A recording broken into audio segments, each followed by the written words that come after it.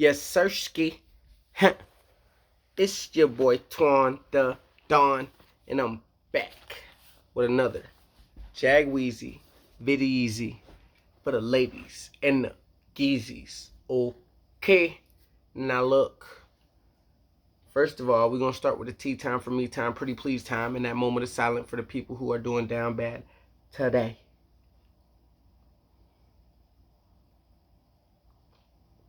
Got me some coffee. Now look. This video is going to be on the 6 forgotten Jacksonville Jaguars.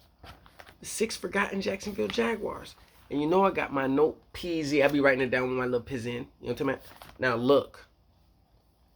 I told you what we talking about. So without further ado, oh yeah, I'm going to give it to you. Now look.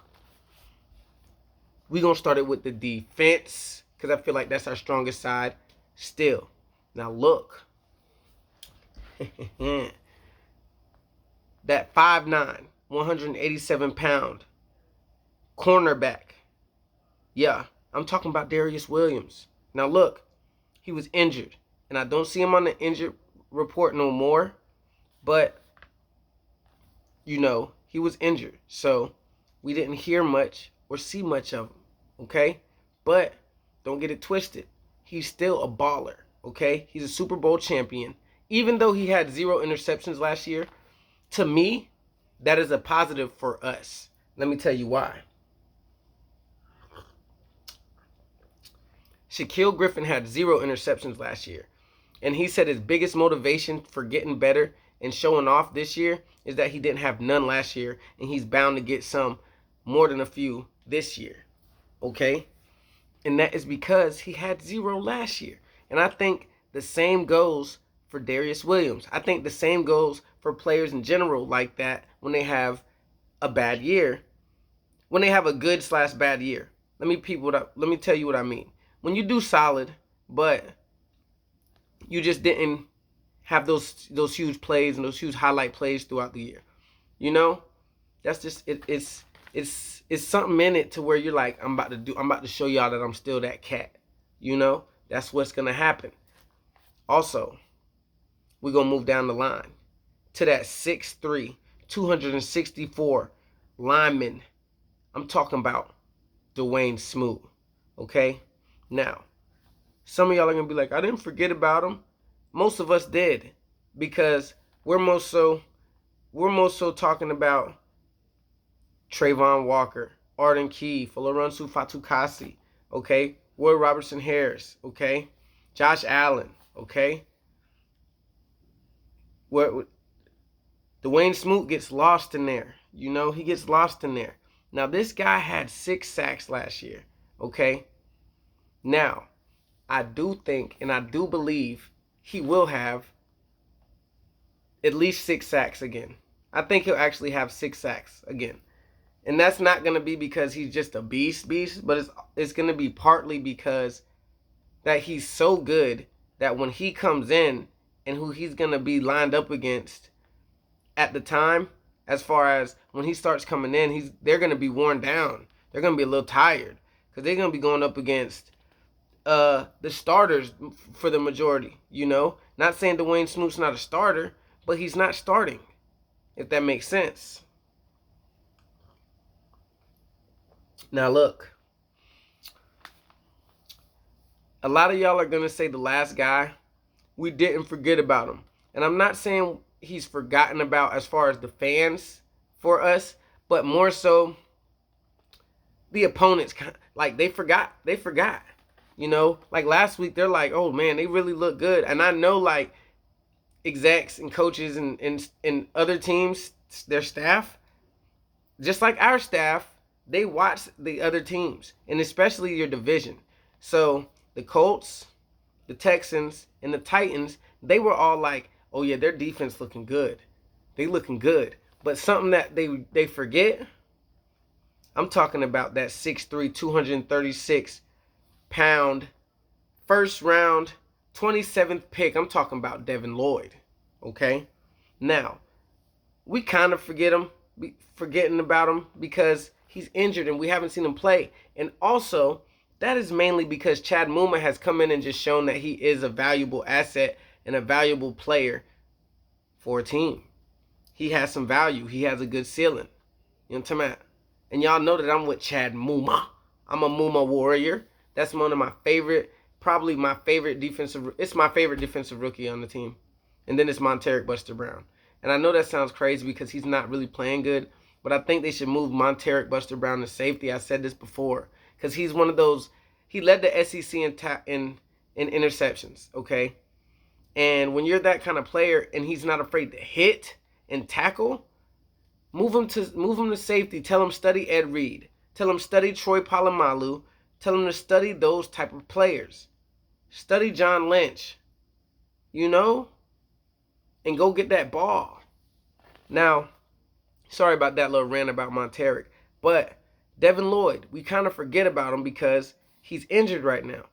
But it's okay. And the reason we haven't brought him back yet, he's supposed to be off of the injured. He's supposed to be fully activated real soon. But the only reason they haven't done it so quick is because his play style is really explosive. If you guys watch like Chad Muma, they kind of have a similar play, except Chad Muma's a little bit better to me in pass coverage. Now, let's move over to the offense, okay? Let's move over to the offense. And because I said Chad Muma's better than Devin Lloyd in pass defense, doesn't mean I'm saying Chad Muma's better, okay? So don't come at me, y'all. You really want to do something, come at me, dog. But look, let's get to the offense, all right?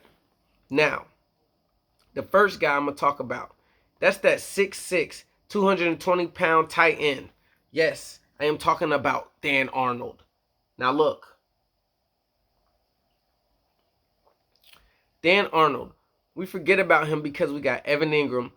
And ever since, I don't know if anybody knows this or if y'all caught wind of this, but ever since Chris Manhertz was on the cut first list, Chris Manhertz seemed to have stepped it up.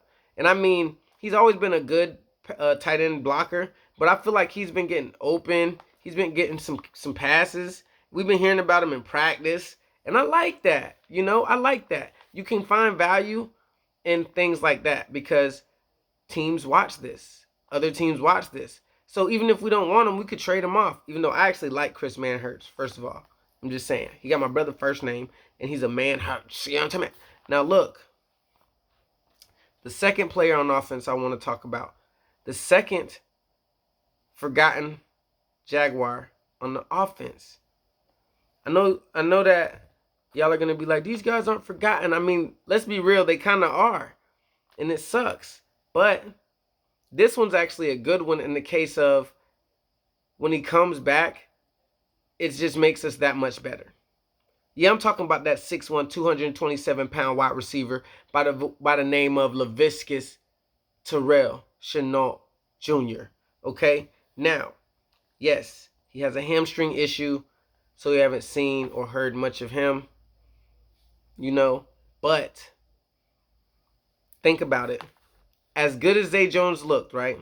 Okay, so what would you say our top three receivers is going to be? Christian Kirk, Zay Jones, Marvin Jones, right? So our fourth best receiver is going to be between whoever you guys want to put in there. Laquan Treadwell, Laviscus Chenault. I think it's Chenault, personally. So I'm just saying if anybody has anybody they want to think else. But let's say Laviscus Chenault, right? You think that anybody's fourth best corner can guard Laviscus Chenault? I don't think that's possible. Especially if he improves from his rookie year this year. Like the second year, I don't know what happened. He just ran in the mud. He got a little better, but no touchdowns. Can we see them touchdowns? That's what I'm on his bandwagon now, y'all. Y'all got me in. He looking in shape. So I'm like, let's get it. You feel me? Now, yeah, I got my notes, y'all. Now look, the last guy, he really wasn't that forgotten as much so as we was like waiting. You know what I'm talking about? Waiting for the comeback. You feel me? Yeah, I'm talking about that 5'9", 219 ball of thunder. You know what I'm talking about? Yeah, I'm talking about James Robinson. You know what I'm talking about? Now, we are about to be reminded that he's here, okay? Because he's that close to coming off of that, you know what I'm saying, to being fully activated. You know what I'm talking about? Now, he's already competing in minor contact team drills, you guys. He's already competing in minor contact team drills, you guys. Yeah. Now, listen to this. The last two guys I talked about, Laviska Shenault. Honestly, all three. But let's just say Laviska Shenault and James Robinson, both of them back on the field. That makes our offense that much better. You feel me? That makes our offense that much better. Okay? I'm just keeping it real. I'm just keeping it one thou wow. Now look. Honorable mentions. Ben Barch, sorry. Devon Hamilton, Roy Robertson Harris, you know, it's a few people that I feel like are honorable mentions. There was somebody else I forgot. But there's people that we kind of forgot that we have that make us so much better than like that we can utilize to make us a better team. Now peep game. You know me. I'm not going to ask you to like the video, okay? I'm not going to ask you to click there and subscribe, okay? Sorry y'all. Don't hate me, y'all, if that's y'all. But I'm not going to ask you to subscribe. But what I will do, I will ask you to comment. Drop a comment. Let me know if you rock with the video. Let me know if you rock with the Jaguars. Let me know what I should do a video on for you pertaining to the Jaguars. Yeah, the Jacksonville Jagweezies. Let me know if you rock with me. Let me know your favorite Jacksonville Jaguar on offense and on defense. Let me know who you think is a forgotten Jacksonville Jaguar player. Now, you know me. I leave y'all the same way. With the three, oh yeah, oh yeah, oh yeah.